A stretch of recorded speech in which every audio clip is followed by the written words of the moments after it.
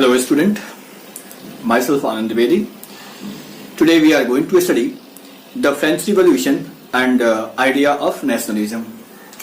ये हिस्ट्री का class 10 history का फर्स्ट चैप्टर है, जिसका पहला सेगमेंट हम लोगों ने पढ़ा था, जिसमें हमने देखा था कि फ्रेडरिक शोरियो ने एक इमेज बनाई थी जिसमें उन्होंने अपने सपने की दुनिया को दिखाया था। उन्होंने एक अपनी अभिव्यक्ति दिखाई थी कि कैसे विश्व के सारे लोग एक साथ मिल करके और एक नए प्रकार की राष्ट्र का निर्माण करते हैं और सभी स्टैच्यू ऑफ लिबर्टी को होमेज ऑफर करते हैं, यानी हम कह सकते हैं कि उन्हें स्टैच्यू ऑफ लिबर्टी जो कि आजादी का प्रतीक है उसे वो बहुत पसंद करते हैं, यानी वो आजादी को लाइक करते हैं, रिपब्लिक को लाइक करते हैं। तो let's move to the next topic for today, which is French Revolution and the idea of nation. So dear students, the clear expression of nationalism first of all came from the French Revolution in 1789. पहली बार विश्व में अगर आजादी का, independence का, freedom का concept clearly कहीं से आया तो वो फ्रेंच रिवॉल्यूशन से आया था। फ्रेंच रिवॉल्यूशन कब हुआ था? 1789 में। जैसा कि आप जान रहे हैं, इन 1789 France was completely under the rule of absolute monarch. उस समय फ्रांस पूरी तरह से एक एब्सोल्यूट मोनार्क के अंतर्गत था। वहां पर एक राजा था, लुई 16 के बारे में आपने क्लास 9 में पढ़ा है। तो उसके बाद बहुत बड़ा चेंज आया। कहां चेंज आया? Change in the field of politics and in the field of constitution. राजनीतिक बदलाव हुए और कॉन्स्टिट्यूशन आया। The political and constitutional changes that came in the wake of French revolution led to the transfer of sovereignty from monarchy to the body of citizens. क्या कहा गया यहां? जब राजनीतिक और संवैधानिक बदलाव हुए, संविधान ड्राफ्ट किया गया, तो इस बदलाव की वजह से जो देश की सॉवरेनिटी थी, यानी सॉवरेनिटी क्या होता है पहले हम ये समझते हैं। सॉवरेनिटी का अर्थ है being free from external interference, यानी राष्ट्र का इस तरीके से होना, इस स्थिति में होना कि शासक अपना डिसीजन लेने के लिए पूरी तरह से आजाद हो और उसके डिसीजन को कोई प्रभावित करने की क्षमता नहीं रखता हो। हम लोग एग्जाम्पल से इसे समझ सकते हैं। बिफोर 1947 आजादी, हमारे देश की आजादी से पहले हमारा देश एक सॉवरेन कंट्री नहीं था। क्यों नहीं था? क्योंकि हमारे देश के ऊपर अंग्रेजों की सत्ता थी। हमारे रिप्रेजेंटेटिव या यहाँ के लोग अंग्रेजों की बात मानने के लिए मजबूर थे। अंग्रेज जो कहते थे उनका पालन करना हमारी मजबूरी थी। तो हम कह सकते हैं उस समय भी हमारे रिप्रेजेंटेटिव हुआ करते थे, इलेक्शंस भी हुआ करते थे, लेकिन उनके द्वारा लिए गए डिसीजंस को अंग्रेज अधिकारी वर्सलाय जो हुआ करते थे ये चेंज करने की शक्ति रखते थे। तो हम कह सकते हैं कि before 1947, before independence of our nation, there was no sovereignty. India was not a sovereign country. But after independence we became sovereign. Why? अब हमारी सरकार में इतनी शक्ति आ गई कि अपना इंडिपेंडेंट डिसीजन ले सकती है और इस डिसीजन को अब कोई बदलने के लिए बाध्य नहीं कर सकता है। हाँ, रिक्वेस्ट कोई कर सकता है, कोई भी देश या कोई भी व्यक्ति रिक्वेस्ट कर सकता है, लेकिन बदलाव लाने के लिए मजबूर नहीं कर सकता। तो सॉवरेनिटी, पहले लुई 16 के हाथ में सॉवरेनिटी हुआ करता था जो कि मोनार्क था, जो चाहे करेगा, उसके इच्छा के अगेंस्ट में हम जा नहीं सकते थे। लेकिन जब ये नए कॉन्स्टिट्यूशन बने तो उसके बाद से उसके हाथ से यह शक्ति ले ली गई। अब वह शक्ति नियंत्रित हो गया, means the power of monarch got controlled by constitution. तो इस तरह से पॉलिटिकल एंड कॉन्स्टिट्यूशन जो चेंजेस आए, इससे सॉवरेनिटी का ट्रांसफर मोनार्क से कहां चला गया? तो to a body of citizen, यानी जनता के प्रतिनिधि के हाथ में यह शक्ति चली गई। अब जनता की प्रतिनिधि या बॉडी ऑफ सिटीजन मतलब नागरिकों के द्वारा, जनता के द्वारा बनाया हुआ संस्था में आ गया। तो ये क्या होता है? तो ऑफ कोर्स ये डेमोक्रेसी होता है। तो हम कह सकते हैं कि फ्रांस में फ्रेंच रिवॉल्यूशन की वजह से जो बदलाव आए, राजनीतिक बदलाव आए, कॉन्स्टिट्यूशन बदला और कॉन्स्टिट्यूशन के साथ साथ जो बदलाव आए उसमें सॉवरेंटी का ट्रांसफर है, जो कि मोनार्क से डेमोक्रेसी की ओर जाता है। Let's move ahead. The revolution proclaimed that it was the people who would henceforth constitute the nation and shape its destiny. इस रिवॉल्यूशन से अब यह स्पष्ट हो गया कि देश का निर्माण अब जनता के द्वारा होगा और इसका भविष्य भी अब जनता ही तय करेगी। हम कह सकते हैं कि इस तरह से जनता अब सर्वोपरि हो गई। From the very beginning, the French revolutionaries introduced various measures and practices that could create a sense of collective identity amongst the French people.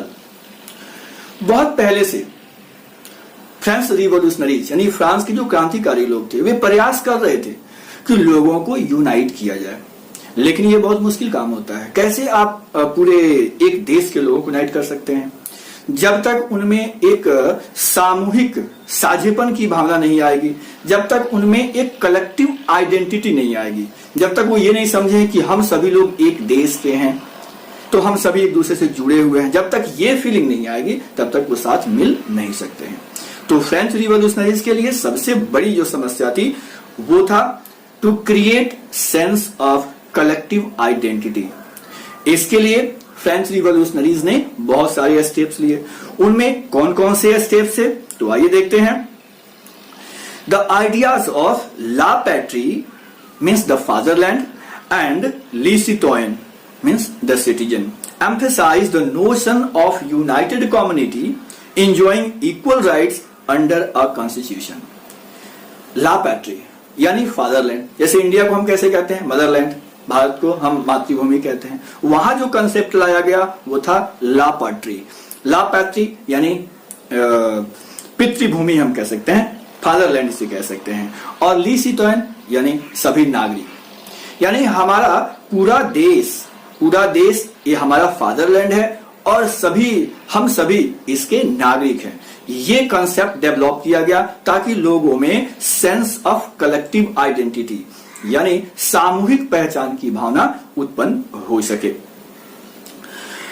इस ला पैट्री और ली सिटोयन के आइडियाज के पीछे जो मुख्य उद्देश्य था वो ये था कि कम्युनिटी को यूनाइटेड दिखाना, to make the community united, और कम्युनिटी ऐसी जिसमें सभी को एक बराबर अधिकार दिए गए हों, यानी इक्वल राइट्स, वहां सभी लोग इक्वल राइट्स एंजॉय करें।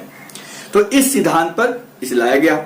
और ये कैसे, तो अंडर कॉन्स्टिट्यूशन यानी संविधान में बनाए गए नियमों के तहत हमारा देश फादरलैंड के रूप में देखा गया और उसके सभी लोग नागरिक के रूप में थे।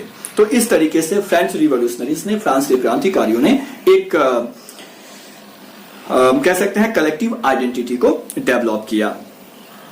इसके बाद और क्या किए गए, a new French flag tricolour was chosen to replace the formal royal standard.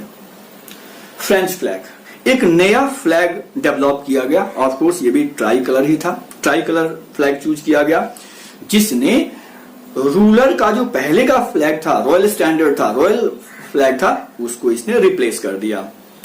The State General was elected by the body of active citizens and renamed the National Assembly. State General आपने पढ़ा है class 9 के chapter में French revolution में कि उस समय 3 भागों में, first state, second state, third state में जनता को बांटा गया था। 3 स्टेटस में लोग वहां हुआ करते थे। जब भी कोई मेजर डिसीजन लेने होते थे तो उसके लिए स्टेट्स जनरल की मीटिंग हुआ करती थी। उसी स्टेट जनरल की यहां बात की गई है। स्टेट्स जनरल एक पॉलिटिकल बॉडी हुआ करता था जिसमें तीनों ही, फर्स्ट स्टेट, सेकंड स्टेट और थर्ड स्टेट, तीनों ही स्टेट के रिप्रेजेंटेटिव्स भेजते थे और एक डिस्कशन के बाद ये निर्णय लिया जाता था। तो लुईस 16 ने भी टैक्स जब इंपोज किया था, टैक्स को बढ़ाया था हम कह सकते हैं, तो उसके लिए उसने स्टेट जनरल की मीटिंग बुलाई थी जो कि सफल नहीं हुआ था। उसी की बात यहां कही जा रही है। जो पहले स्टेट जनरल हुआ करते थे, लुईस 16 ने उस स्टेट जनरल की मीटिंग बुलाई जो सफल नहीं हुआ, तो थर्ड स्टेट के लोगों ने उस मीटिंग से बायकॉट किया और बायकॉट करके वे टेनिस कोर्ट में गए और वहां पर जाकर उन लोगों ने अपने आप को नेशनल असेंबली डिक्लेयर कर दिया। यानी इससे पहले, फ्रेंच रिवॉल्यूशन से पहले स्टेट्स जनरल हुआ करता था, लेकिन अब ये स्टेट जनरल का रूप बदल गया. Now it became national assembly and this national assembly was formed by the people of middle class. ये मिडिल क्लास के लोगों के द्वारा बनाया गया था. न्यू हिम्स वर कंपोज्ड. नए नए स्तुति गान लिखे गए. आप जानते हैं देशभक्ति गीत लिखे जाते हैं. ओथ टेकन, कस्में खाई गई कि जब तक देश को और जब तक हम मुनार की शक्ति को कमजोर नहीं करेंगे तब तक हम अपने इस समूह को विखंडित नहीं होने देंगे. तो ओथ लिए गए. मार्टायर्स वर कमेमोरेटेड. जो शहीद हुए थे उनका गुणगान किया गया. इसे एक आदर्श के रूप में स्थापित किया गया.